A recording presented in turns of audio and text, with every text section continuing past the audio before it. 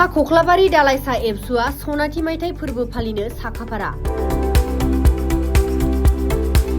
बाक्सा जिल्ला सापागुरि खख्लाबारि दखरा दुलाराय बर' फरायसा आफादनि सिङाव थानाय सा खख्लाबारि दालाइसा दुलाराय बर' फरायसा आफादा 2026 इं मायथाइनि डिसेम्बर दानाव सनाथि मायथाइ फोरबो फालिनो साखाफारा।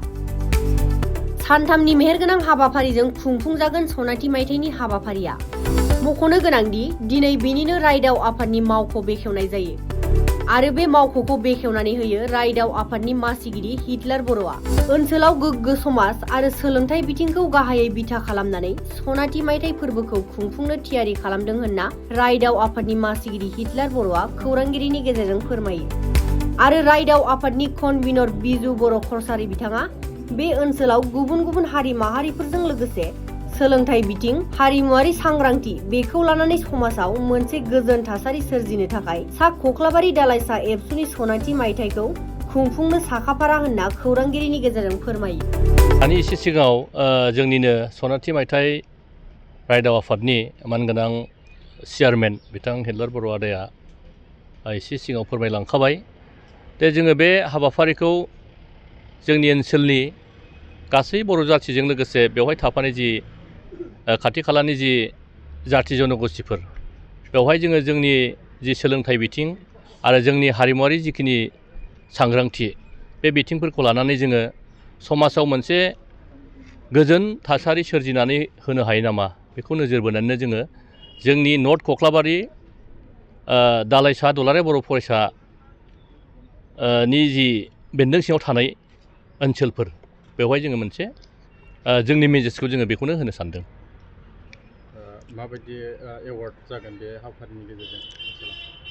दा बेवहाय जोङो नैबे हाबाफारिनि गेजेरजों जोङो दिनैसिमबो बेवहाय आबुङै जों सावरायनाय जायाखै। जोंहा दिनै नैबे रायदाव आफादनि जि मावख' लानाय हाबाफारि बेयाव बेखौ जों दिनै लानाय जादों आरो बेवहायनो जोङो दिनै बेनि जिखिनि सानथामनि जिखिनि हाबाफारि बे हाबाफारियाव जोङो बबे इभेन्टफोरखौ लानानै जोङो लानाय जागोन बेवहाय दिनैनिफ्राय जोङो हयथ' जागायगोन आरो बियो दिनै हयथ' फाइनाल जाजोबाबो जानो हागौ। दा बेनिखायनो जोङो बेवहाय मेइनलि जोङो सोलोंथाइ बिथिं आरो जोंनि जिखिनि ट्रेडिसनेल जिखिनि कालचार बेफोर इभेन्टफोरखौ लानानै जोङो बे सनाथि मायथाइ जि फोरबो बेखौ जोङो थि खालामनो नागिरदों। बेयाव गासै बर' रायजो राजानिसिम सिबिनाय जासिबाय। दिनैनि जों बेखौ बुंनांगोन दिनै जोंनि बे समा गोजोन मोनसे सम। मानो होनना बुङोब्ला जोङो सा दानदियाव सा खख्लाबारि दालाइसा दुलाराय बर' फरायसा आफाद बेयो जोनोम जानाया दिनैसिम 50 बोसोर जाबाय आरो बे 50 बोसोर जानायनि थाखाय जों दिनै बे ओनसोलनि साफ्रोमबो गोरों गोरा फरायसा लोगो नांनानै बे सनाथि मायथाइ फोरबो फालिथायनि मोनसे थाम-थिम खालामनो खाबु मोनदों। बेनि थाखायनो जोङो गोजोन होननानै बुंदों। जोंनि थाखाय मोनसे गोजोन आरो मोनसे गोग्गाथाव मोनसे सम बियो।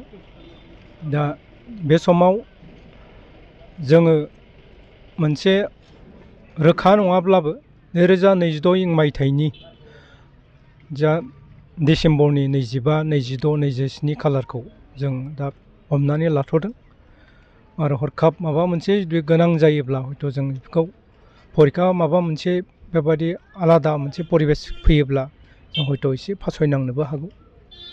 दा अब्लाबो जों बेखौ हमना लाथ'बाय।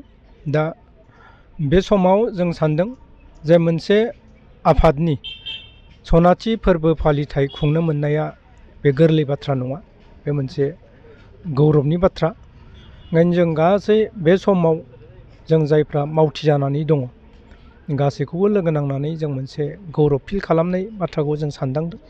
दा बे समाव आंजों दंफायो जोंनिनो सापागुरि खख्लाबारि गुदि बर' थुनलाइ आफादनि आगुनि आफादगिरि आरो मोनसे समाव आसामनि फरेस्ट एन्ड इनभाइरनमेन्ट डिपार्टमेन्टनि एम्बासादर जाबोनाय मानगोनां चन्द्रकान्त बसुमतारी सार बिथां दंफायो आरो आंजों दंफायो जोंहा सापागुरि खख्लाबारि दखरा दुलाराय बर' फरायसा आफादनि आगुनि आफादगिरि बिथां बिजु बर' कसारि आरो बिथां बैकुन्थ बसुमतारी आरो जोंहा दङ खरगेस्वर बसुमतारी आरो जोंनि रायदाव आफाद जोंनि खामारदैसा गोजौ फरायसालिनि लेङाइ गाहाय फोरोंगिरि बिथां सम्बारू ब्रह्म सार दङ, रहेस्वर बसुमतारी सार बिथां दङ।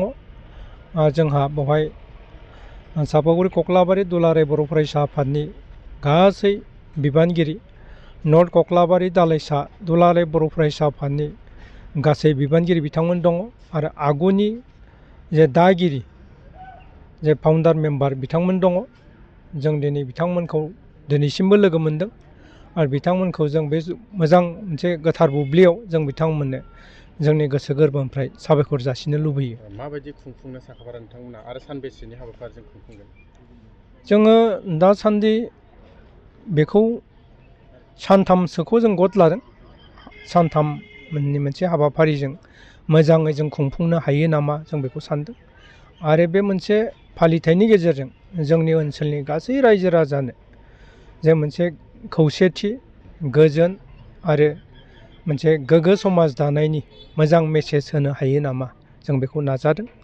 आरो बेवहाय जोङो बेबायदि हाबाफारिफोरखौ लानानै जाहाथे जोंनि ओनसोलाव थानाय माखासे मावथिफोरनो मोनसे गोग्गो सोलोंथाइ लानायनि, गोग्गो समाज दानायनि माखासे मोजां बोसोनफोरखौ होनो हायो। बिनि थाखाय जों राफोद दैदेनगिरिफोर हांख्रायनाय जागोन। बेवहाय जों सेमिनारफोर बानायनो बेबायदि सिन्था खालामलायनाय जादों। बे मोनसे मोजां मेसेजआ गासै बर' रायजो राजानिसिम थांथों, जों बेखौ हास्थायदों।